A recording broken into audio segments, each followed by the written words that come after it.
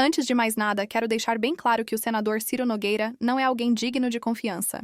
Ele é um veterano do Centrão, daqueles que se ajustam conforme a necessidade do momento. A verdadeira intenção dele, ao se aproximar de Bolsonaro, é garantir apoio para tentar uma candidatura de centro-direita, já que ele sabe que só vai conseguir vencer as eleições com os votos dos bolsonaristas. Agora, olhem só como ele expôs a manifestação da esquerda, dizendo de forma bem direta que aquilo foi algo totalmente encenado, sem nenhuma verdadeira representatividade. Ele também comentou que, caso a direita se una em torno de um único candidato, Lula não teria chance, mesmo com todo o desgaste e rejeição que ele carrega. O seu discurso está com muita ênfase, eu sou da economia, né, da origem, muita ênfase na oferta de candidato e pouca na demanda, né, da população. Nas últimas semanas, em particular, o legislativo, mas em particular esse campo da extrema-direita, do Centrão, vem sofrendo com muitas críticas da sociedade civil. Houve as manifestações do dia 21 de setembro, a votação da PEC da blindagem. Bom, o senhor está absolutamente ciente disso.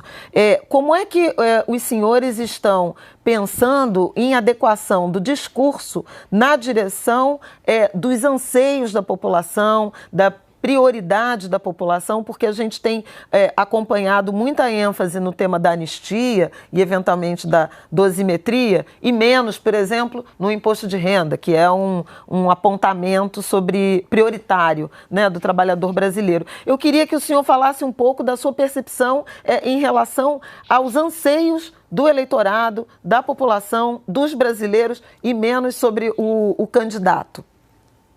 Não, eu acho que nós temos que estar em sintonia com esses anseios. Eu acho que existe uma certa histeria de grande parte da imprensa e da esquerda com essas movimentações que aconteceram. Porque não foi movimentação da esquerda, pegaram uma carona, uma vontade popular que era contra a PEC da blindagem. Manda o Boulos fazer alguma manifestação aí em São Paulo, ou alguém da esquerda no Rio de Janeiro, para ver se junta pelo menos mais do que uma dúzia de pessoas. Não é isso que acontece, né? Todas as manifestações nos últimos 3, 4 anos que nós tivemos políticas no nosso país com presença popular foram da direita. Houve esse problema, nós temos que reconhecer que foi um erro de avaliação do Congresso Nacional, que demos essa oportunidade para ter essa narrativa que não condiz com a realidade e não condiz com a vontade popular do nosso país. Reforçando, o senhor acha que o governador Tarcísio vai ser candidato à reeleição em São Paulo ou vai colocar o nome dele como possível candidato a presidente? Olha, eu estava presente no dia que o governador Tarcísio, no Palácio Planalto ainda, foi chamado para Bolsonaro para discutir a candidatura dele. O Tarcísio ia ser candidato eleito, praticamente nomeado por Goiás, com apoio do governador Caiado, e o presidente Bolsonaro deu a missão dele disputar o governo, e ele nem discutiu, cumpriu essa missão. O Tarcísio só vai ser candidato a presidente se tiver o apoio do presidente Bolsonaro. Isso aí ele jamais trairia o presidente Bolsonaro. Agora, se nós todos, não só o Bolsonaro, dermos essa missão a ele, eu não tenho dúvida que ele será eleito até com certa facilidade. Mas e se ele não quiser ser candidato? O senhor acredita nessa avaliação do próprio governador? Olha, se ele não quiser candidato, ele não vai ser, mas eu acho que beira o impossível isso acontecer. Acha impossível de acontecer, de ele não querer ser candidato? Se nós criarmos esse ambiente político, em que todos os partidos de centro vamos apoiá-lo. Ele tem o apoio do presidente Bolsonaro. Ele hoje tem 40% de desconhecimento, tem 20% a menos de rejeição do que o Lula, e está empatado nas pesquisas, numa eleição tão polarizada, ele é imbatível.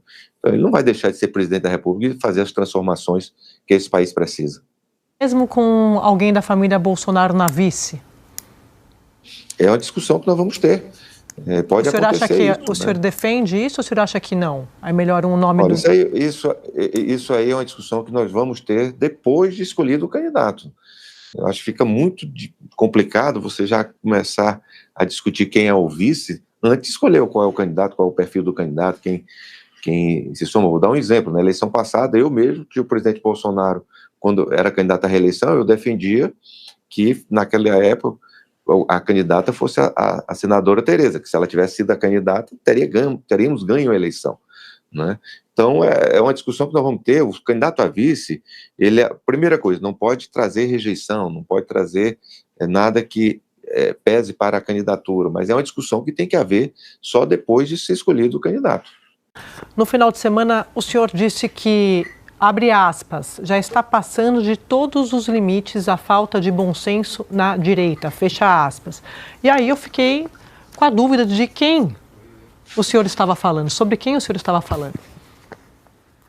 Bem, boa tarde, é um prazer estar com você. Eu acho que para o centro e a direita como um todo, não foi especificamente contra ninguém, que houvesse uma união, uma discussão interna nos partidos que compõem essa base política, para que a gente centre esforços no nosso principal adversário, que é o Partido dos Trabalhadores e o presidente Lula. Eu acho que nós estamos perdendo muito tempo e muito esforço nessas discussões inúteis que só faziam nos dividir, e eu tenho certeza que depois desse alerta, pelas conversas que eu tive com todos os presidentes de partido, com as principais lideranças, acho que nós vamos ter um processo de unificação desse projeto político para 2026. O senhor chega ao ponto de falar isso, o que levou? Se o senhor puder explicar para o assinante, porque o senhor acompanha a política dia a dia, todos esses episódios, mas parece uma novela. Mas qual que foi a gota d'água para levar o senhor a falar isso, na visão política do senhor? Aí nós temos dois aspectos, André. Tanto essas discussões inúteis por disputa de espaços, né, de visões diferentes, que isso é natural e nós temos que respeitar. Também há uma tentativa na máquina do próprio governo de ressaltar muito essas discussões e essas divergências. Mas eu acredito que pelas conversas que eu tive nos últimos 4 dias, e estamos a ter até o final dessa semana, o processo de unificação desse projeto é irreversível. Nessa segunda parte, gostaria de trazer atualizações da CPMI e do INSS, pois ontem à noite o senador Carlos Viana, presidente da CPMI, deu ordem de prisão para Carlos Roberto Lopes, que é acusado de ser um dos principais articuladores do esquema corrupto. Poucas horas depois, a PGR soltou o meliante e pediu arquivamento, o que revoltou o senador Carlos Viana. Lopes foi preso por uma determinação do presidente da CPMI, que é o senador Carlos Viana, mas ele foi logo liberado, porque ele pagou uma fiança ainda na madrugada, um valor que não foi informado para os jornalistas, mas ele acabou sendo liberado, não continuou preso. Carlos Roberto Ferreira Lopes, ele foi convocado como testemunha e ele não apresentou aquilo que a gente chama de um habeas corpus preventivo, que era justamente uma tentativa de se proteger dessas perguntas, que ele poderia permanecer em silêncio em qualquer pergunta que pudesse incriminá-lo. Foi mais um depoimento muito tenso ali na CPMI do INSS, um depoimento que durou 9 horas. Ele foi muito questionado ali por deputados e senadores. E como você mesmo falou, o relator da comissão, que é o deputado Alfredo Gaspar, diz que ele é um dos principais articuladores desse esquema de desvio de recursos de aposentados e pensionistas. Segundo o relator, pelas mãos da Conafer passaram 800 milhões de reais e 140 milhões de reais foram direcionados diretamente para o assessor de Lopes, que é o Cícero Marcelino. E aí, durante esse depoimento, Lopes acabou se contradizendo por várias vezes. Primeiro, ele disse que não conhecia o sócio da Conafer. Depois que ele foi questionado diretamente pelo nome, Marcelino Cícero, ele não negou esse conhecimento e justificou a relação entre eles. Um outro ponto é que ele foi questionado sobre quantas empresas que ele é sócio. E ele disse que era uma só, a Conafer. Só que, segundo a Receita Federal, Lopes é sócio administrativo de outras 2 empresas brasileiras. Então, aconteceram essas contradições ao longo do depoimento e, por conta disso, os membros da CPMI pediram por cerca de 5 vezes ao presidente do colegiado que ele pudesse decretar a prisão de Lopes no dia de ontem. E aí foi justamente isso que Carlos Viana acabou fazendo. E os argumentos para essa prisão foi justamente o seguinte: primeiro, que ele omitiu informações, acabou também entrando em contradição e, segundo o senador Carlos Viana, essas contradições configuram mentira deliberada